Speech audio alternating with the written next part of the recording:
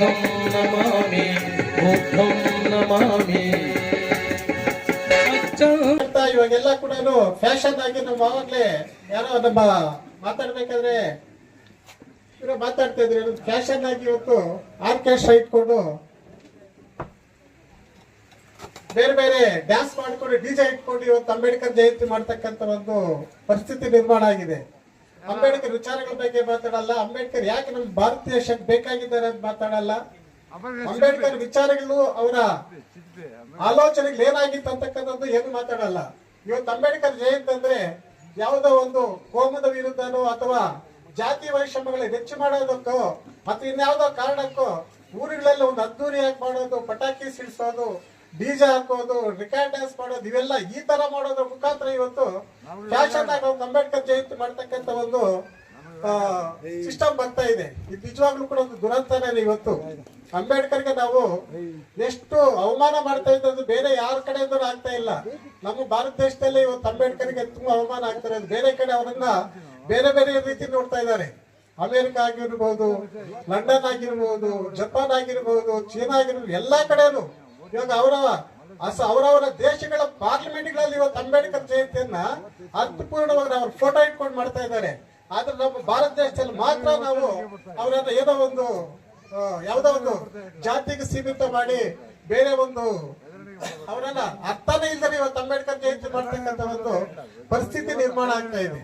ಹಾಗಾಗಿ ನಾವಂತೂ ಹುಡುಗರು ಬಂದು ಮಾತಾಡ್ಬೇಕಾದ್ರೆ ನಮ್ಗೊಂಥರ ಆಲೋಚನೆ ಬಂತು, ಯಾಕೆ ಅಂಬೇಡ್ಕರ್ ಇವತ್ತು ಬುದ್ಧ ಧರ್ಮವನ್ನ ಅವರು ಅಪ್ಪಿಕೊಂಡು ಬುದ್ಧ ಧರ್ಮವನ್ನ ಅವರು ಏನು ಕೊನೆಯ ದಿನಗಳಲ್ಲಿ ಬುದ್ಧ ಧರ್ಮವನ್ನ ಸ್ವೀಕಾರ ಮಾಡಿ ಬುದ್ಧರಾಗಿ ಅವರು ಸಾವನ್ನಪ್ತಾರೆ. ಯಾಕೆ ಅವರು ಬುದ್ಧರಾಗಿ ಸಾವನ್ನಪ್ಪಿದ್ದಾರೆ ಅಂತಕ್ಕಂಥ ವಿಚಾರಗಳು ಇವತ್ತು ನಾವೆಲ್ಲೋ ಬೆಂಗಳೂರು ರವೀಂದ್ರ ಕಲಾಕ್ಷೇತ್ರದಲ್ಲೋ ಅಥವಾ ಅಂಬೇಡ್ಕರ್ ಭವನದಲ್ಲೋ ನಾವು ಕುತ್ಕೊಂಡು ದೊಡ್ಡ ದೊಡ್ಡ ಕಾರ್ಯಕ್ರಮ ಮಾಡ್ತಾ ಇದ್ದೀವಿ.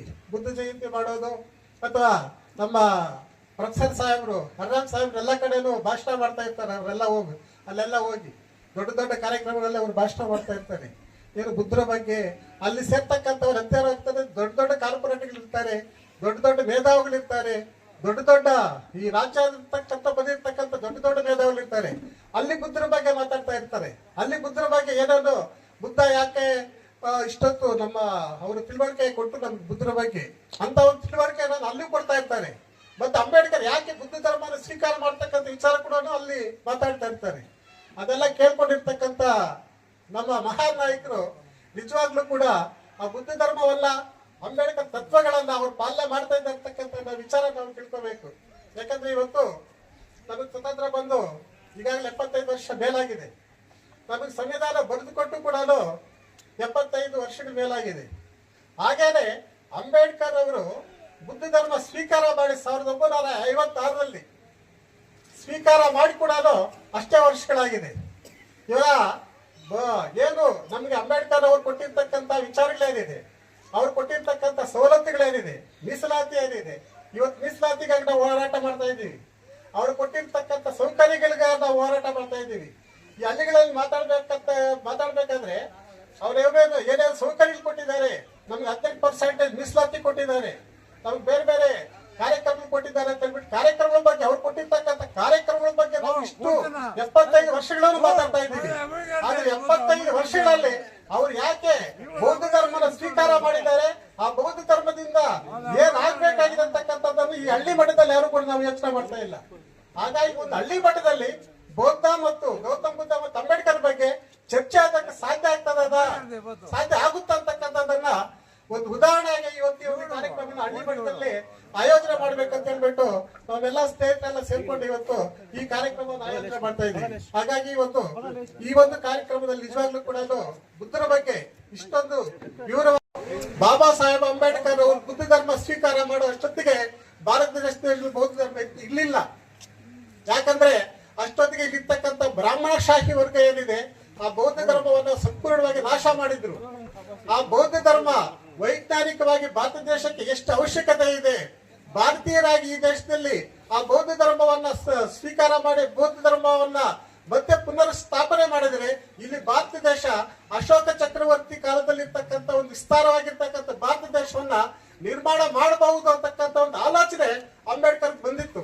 ಹಾಗಾಗಿ ಸುಮಾರು 2300 ವರ್ಷಗಳಿಂದ ನಾಶ ಆಗಿರ್ತಕ್ಕಂಥ ಬೌದ್ಧ ಧರ್ಮವನ್ನ 1956ರಲ್ಲಿ ಸುಮಾರು 5 ಲಕ್ಷ ಜನ, ಅದು ಭಾರತೀಯರು, ಬರೀ ದಲಿತರಲ್ಲ, ಬರೀ ಒಂದು ಜಾತಿಯವರಲ್ಲ, 5 ಲಕ್ಷ ಜನ ಭಾರತೀಯರು ಅಂಬೇಡ್ಕರ್ ಅನುಯಾಯಿಗಳು ನಾಗ್ಪುರದಲ್ಲಿ ಒಂದು ಬೌದ್ಧ ಭಿಕ್ಷೆ ತೆಗೆದುಕೊಳ್ಳೋದ್ರ ಮುಖಾಂತರ ತಾನೂ ಸಹ ಬೌದ್ಧರಾಗಿ, ಇದನ್ನ ನಾವು ಫಸ್ಟ್ ಅರ್ಥ ಮಾಡ್ಕೋಬೇಕು. ಇವತ್ತು ನಾವು ಅಂಬೇಡ್ಕರ್ ಅಂದ್ರೆ ಬರೀ ಅವ್ರು ಕೊಟ್ಟಿರ್ತಕ್ಕಂಥ ಮೀಸಲಾತಿಗೆ ನಾವು ಹೋರಾಟ ಮಾಡ್ತಾ ಇದ್ದೀವಿ, ಅವ್ರು ಕೊಟ್ಟಿರ್ತಕ್ಕಂಥ ಬೇರೆ ಬೇರೆ ಯೋಜನೆಗಳಿಗೆ ನಾವು ಹೋರಾಟ ಮಾಡ್ತಾ ಇದ್ದೀವಿ. ಆದ್ರೆ ಅವರು ಕೊಟ್ಟಿರ್ತಕ್ಕಂಥ ಬೌದ್ಧ ಧರ್ಮಕ್ಕಾಗಿ ನಾವು ಯಾವತ್ತಾದ್ರೂ ಯೋಚನೆ ಮಾಡಿದ್ದೀವ, ಹೋರಾಟ ಮಾಡಿದ್ದೀವ, ಯಾವ್ದಾದ್ರು ಕಾರ್ಯಕ್ರಮ ರೂಪಿಸಿದ್ದೀವ? ನಾವೆಷ್ಟು ಜನ ಬೌದ್ಧ ಧರ್ಮರಾಗಿ ತಾವು ಧರ್ಮವನ್ನ, ಬೌದ್ಧ ಧರ್ಮವನ್ನು ಅಂಬೇಡ್ಕರ್ ನಿಜವಾಗ್ಲೂ ಕೂಡ ನಾವು ಯಾರಾದ್ರೂ ನಮ್ಗೆ ಆದರ್ಶ ವ್ಯಕ್ತಿ ಯಾರಂತಂದ್ರೆ ಯಾರಂತ ನಾವು ತಿಳ್ಕೊಂಡು ಹೇಳ್ಕೊಡ್ತೀವಿ? ಯಾರು ನಮ್ಗೆ ಆದರ್ಶ ವ್ಯಕ್ತಿ? ಯಾರು? ಅಂಬೇಡ್ಕರ್ ಆದರ್ಶ ವ್ಯಕ್ತಿ ಅಂತ ಒಪ್ಕೊಂಡಿದ್ವಿ. ಆದ್ರೆ ಅಂಬೇಡ್ಕರ್ಗೆ ಆದರ್ಶ ವ್ಯಕ್ತಿ ಯಾರಾಗಿದ್ರು? ಬುದ್ಧ ಆಗಿದ್ರು. ಅಂಬೇಡ್ಕರ್ಗೆ ಆದರ್ಶ ವ್ಯಕ್ತಿ ಬುದ್ಧ ಆಗಿದ್ರು. ಅಂಬೇಡ್ಕರ್ ಆದರ್ಶ ವ್ಯಕ್ತಿ ಬುದ್ಧ ಅಂತ ಅಂಬೇಡ್ಕರ್ ಒಪ್ಕೊಂಡಿದ್ರಿಂದ ಆ ಬುದ್ಧ ಧರ್ಮವನ್ನ ಅಂಬೇಡ್ಕರ್ ಸ್ವೀಕಾರ ಮಾಡಿದ್ರು. ಆದ್ರೆ ಅಂಬೇಡ್ಕರ್ ನಮ್ಮ ಆದರ್ಶ ವ್ಯಕ್ತಿ ಅಂತ ನಾವು ಒಪ್ಕೊಂಡಿದೀವಿ. ಆದ್ರೆ ನಾವ್ ಯಾರು ಆ ಬೌದ್ಧ ಧರ್ಮವನ್ನು ಯಾರು ಸ್ವೀಕಾರ ಮಾಡ್ತಾ ಇದ್ದಾರೆ? ಯಾರು ಮಾಡ್ತಾ ಇಲ್ಲ. ಇವತ್ತು ಸುಮಾರು ಮೀಸಲಾತಿಗಳಿಂದ IAS ಆಫೀಸರ್ಗಳಾಗಿದ್ದಾರೆ, ರಿಸರ್ವೇಶನ್ ಇಂದ IPS ಆಫೀಸರ್ಗಳಾಗಿದ್ದಾರೆ, ಮಂತ್ರಿಗಳಾಗಿದ್ದಾರೆ. ಇವತ್ತು ಇಡೀ ದೇಶದಲ್ಲಿ ಸುಮಾರು ಜನ ಇವತ್ತು ರಿಸರ್ವೇಶನ್ ಇಂದ ಇವತ್ತು 99% ಇವತ್ತು ಎಲ್ಲಾ ವರ್ಗಗಳಲ್ಲೂ, ಅದು ಬರೀ ಒಂದು SC ST ನಲ್ಲ, ಇವತ್ತು OBC ನಲ್ಲಿ ಇರ್ಬೋದು ಅಥವಾ ಬೇರೆ ಬೇರೆ 33% ತಗೊಳ್ತಾ ಇರ್ತಕ್ಕಂಥ OBC ನಲ್ಲಿ ಇರ್ಬೋದು ಅಥವಾ ಜನರಲ್ ಕ್ಯಾಟಗಿರಿ ನಲ್ಲಿ ಇರ್ಬೋದು, ಎಲ್ಲರೂ ಕೂಡ ರಿಸರ್ವೇಶನ್ ಮುಖಾಂತರ ಇವತ್ತು ಸುಮಾರು ಜನ ಇವತ್ತು ಒಳ್ಳೆ ಒಳ್ಳೆ ಹುದ್ದೆಗಳನ್ನು ಪಡೆದಿದ್ದಾರೆ. ಯಾರು ಕೂಡ ಅಂಬೇಡ್ಕರ್ ಹಾಕ್ಬಿಟ್ಟಿರ್ತಕ್ಕಂಥ ಮೀಸಲಾತಿಯನ್ನು ಪಡಿತಾ ಇದ್ದಾರೆ ಹೊರತು ಅಂಬೇಡ್ಕರ್ ಏನು ಈ ದೇಶಕ್ಕೆ ಬೇಕಾಗಿರ್ತಕ್ಕಂಥ, ವೈಜ್ಞಾನಿಕವಾಗಿ ಬೇಕಾಗಿರ್ತಕ್ಕಂಥ ಒಂದು ಧರ್ಮ ಏನಿದೆ, ಆ ಧರ್ಮವನ್ನ ಮತ್ತೆ ಒಂದು ಸ್ಥಾಪನೆ ಮಾಡಕ್ಕೆ ಹೊರಟ್ರಲ್ಲ, ಆ ಒಂದು ನಿಟ್ಟಿನಲ್ಲಿ ಯಾರು ಯೋಚನೆ ಮಾಡ್ತಾ ಇದ್ದಾರೆ? ಯಾರನ್ನ ಹೋಗ್ತಾ ಇದ್ದೀವಿ? ಯಾರು ಹೋಗ್ತಾ ಇಲ್ಲ.